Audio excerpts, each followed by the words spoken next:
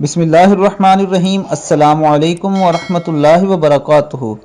حضرت ابو ہریرہ رضی اللہ تعالی عنہ راوی ہیں کہ سرکار دو عالم رحمت للعالمین حضرت محمد صلی اللہ علیہ وآلہ وسلم کا ارشاد گرامی ہے کہ جو شخص قبرستان جائے اور سورہ فاتحہ، قل هو اللہ احد اور الحاقم التکاثر پڑھ کر اللہ تعالیٰ سے یہ عرض کرے کہ میں نے تیرا کلام پاک میں سے جو کچھ اس وقت پڑھا ہے، اس کا ثواب اس قبرستان میں مدفون مومنین اور مومنات کو پہنچاتا ہوں، تو قبرستان میں مدفون مردے اس کے لیے اللہ تعالیٰ سے شفاعت کرنے والے ہو جاتے ہیں۔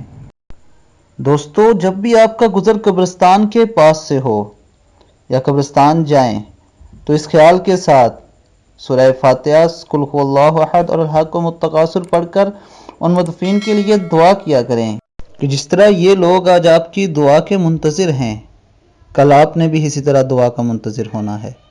اللہ تعالی ہمیں نبی اکرم صلی اللہ علیہ وآلہ وسلم کے فرمان پر عمل کرنے کی توفیق عطا فرمائے۔ السلام علیکم ورحمۃ اللہ وبرکاتہ۔